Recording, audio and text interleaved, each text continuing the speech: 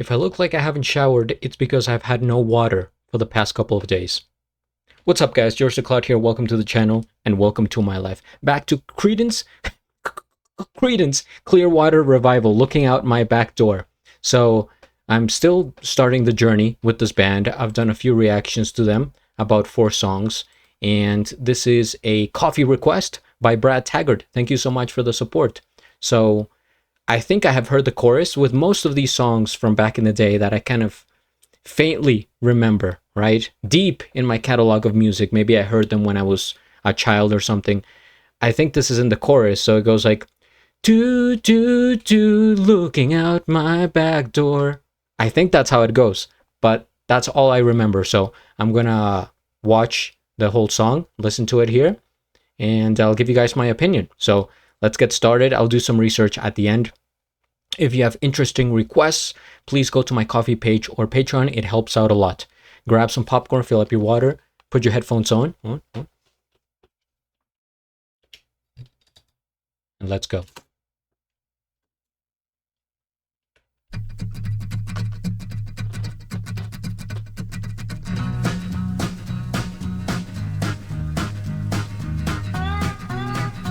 Yeah.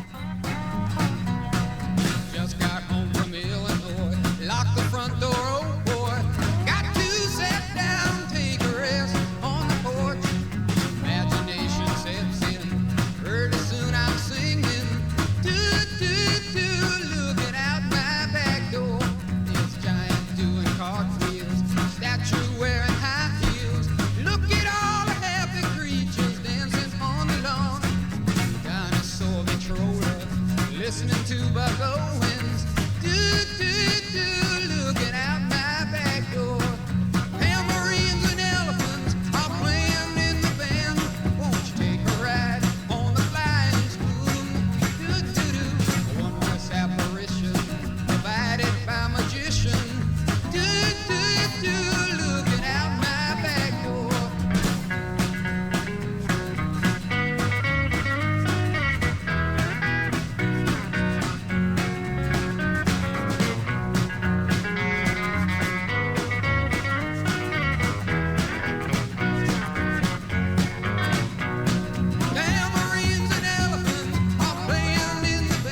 The tambourine, and then you hear it.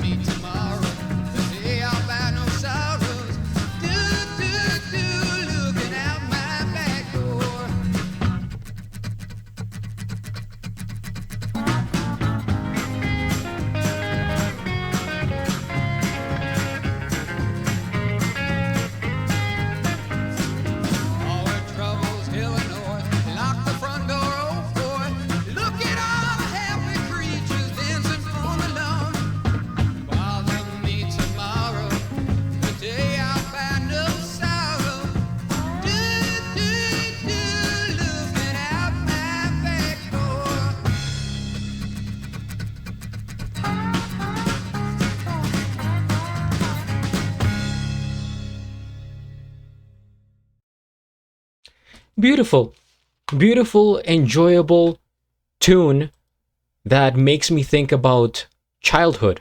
I'll try to explain. First things first, we hit the like. I am subscribed and I have a link of the original video down in the description below. So right from the start, as I started to hear the melody, it came back to me. I was like, yep, this is the song that I have heard, but I didn't, I hadn't witnessed the whole thing. And I was paying attention to the lyrics, and it was talking about, looking out my back door and seeing like giants doing backflips, a statue wearing high heels, all of these creatures and kind of whimsical imagery happening all around. And so I'm thinking, well, maybe this is from a perspective of a child, right? That is maybe somebody growing up, and I could kind of picture where they would be growing up, like the surroundings, right? Very outdoorsy, maybe like a cabin type of house, because this to me sounds folky, maybe even hillbilly-ish, if I can say that.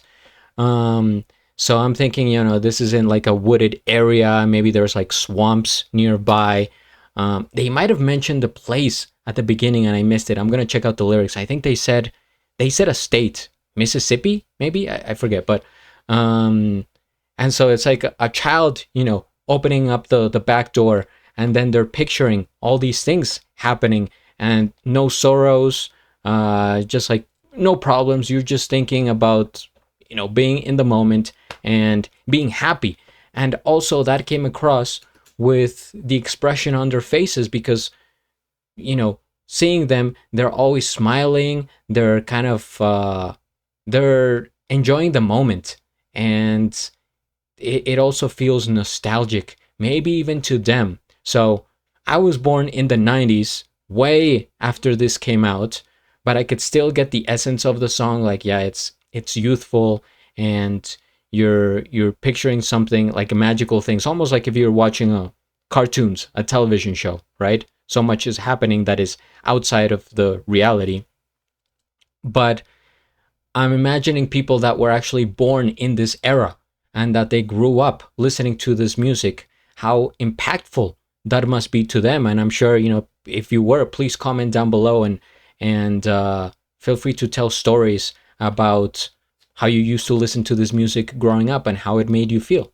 But yeah, I'm going to look up the information here. I think this came out, if I had to guess, 1969. What the heck? Because some of the other songs were around this time period.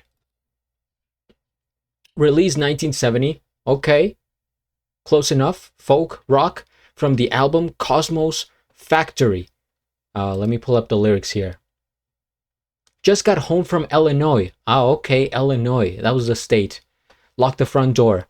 Go sit down, take rest on the porch. Imagination sets in. Pretty soon, I'm singing. Do, do, do, looking out my back door. There's a giant doing cartwheels, statue wearing high heels. Look at all the happy creatures dancing on the lawn.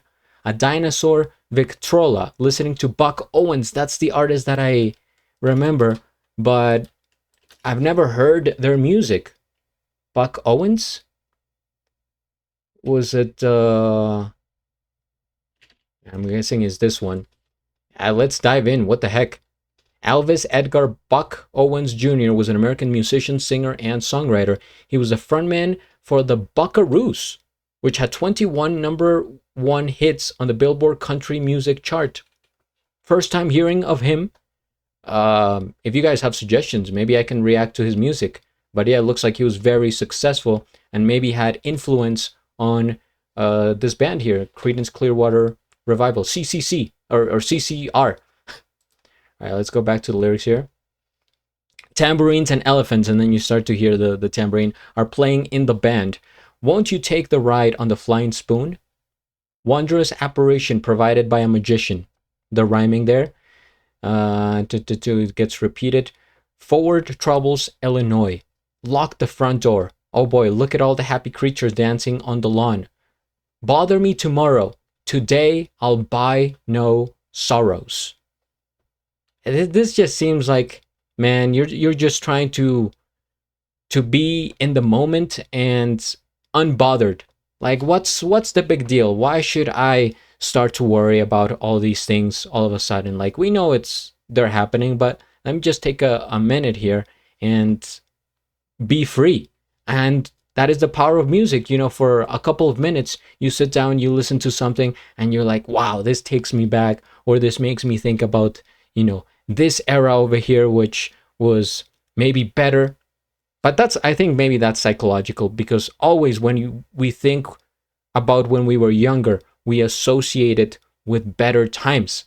And I don't know if that's accurate, or maybe there's reality to it. Like, it makes sense because more people were alive, and maybe you feel more youthful, with more energy, stuff like that. But either way, let's go back to the meaning here. I'm going to look up the actual meaning on Google and see what I can learn. There's always information here that surprises me and that I I can think about what the song means and how it makes me feel, but after the research, it sheds more light. This is a light-hearted celebration of imagination and youthful escapism, written by frontman John Fogerty. I think it's Fogerty. I'm sorry, Brad. Brad is clenching his fist. How could you forget? I keep forgetting how to say this guy's name. Fogerty, I think it is. The song was primarily designed as a playful, upbeat track dedicated to his young son, inspired by the surreal, fantastical imagery of Dr. Seuss children's books. Wow. That is really cool. I remember reading some of Dr. Seuss books growing up, and like watching some of the adaptations that they created, like films based on his stories. So it's amazing how like much impact a person can have for generations. Despite widespread theories that the song's quirky lyrics about flying spoons and dancing animals were references to an acid trip or drugs, Fogerty has consistently denied this, emphasizing that the song is purely a product of childlike wonder and realization. So that was my other thought, to be honest, when I was listening to the song. It was like my second, my backup thought. First one, I absolutely saw it as like a child's imagination.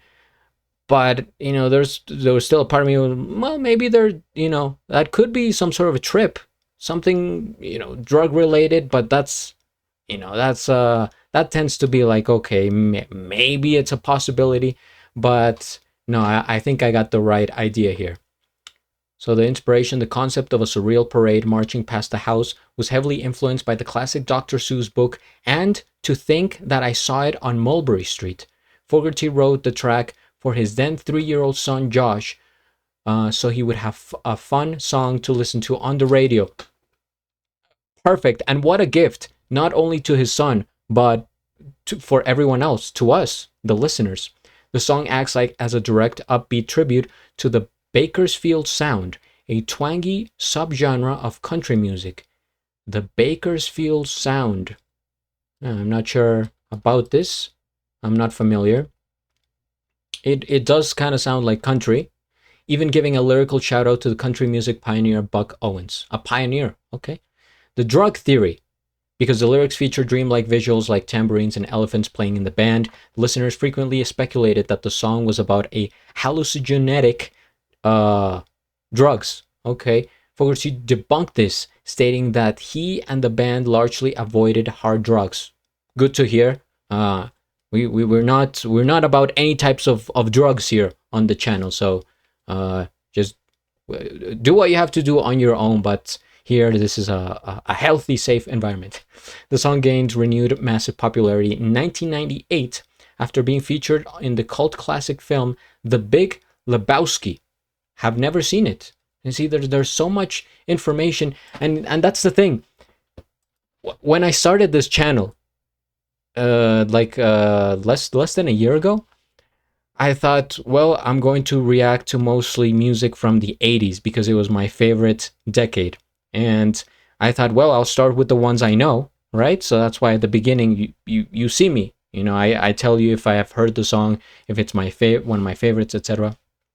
But then it started, spiraling out of control, and people requesting new musicians that I've never heard, or others that I kind of had an idea of. Like this one, I had heard the name Creedence Clearwater Revival, but I wasn't sure about their music. And it was one of those bands that I always wanted to check out because of how particular they are. And his voice is like, they're so, it's very soulful. And in this case, it's relaxed as well. Like it's a fun voice because, it's a nice, entertaining tune. But still, there's like so much to his voice. And that's what I really appreciate, that I'm a big fan of vocalists that stand out, whether it be, on their own, in a band, in what have you. But it's something that attracts me. And so then I started reacting to all of these bands, and I'm like, well, is there actually the chance that I run out of music? Right? Because for the most part, if I react to something once, then why would I go back and react to it again?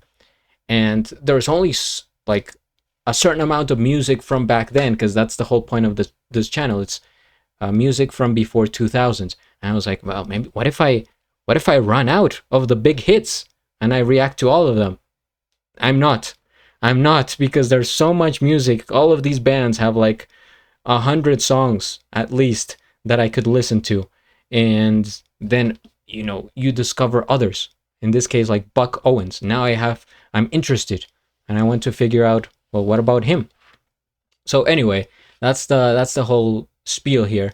Thank you guys for tuning in again. Let me know your history with the song, with the band. I would like to learn more about it. Please subscribe, and at the end, do a flip. Till the next.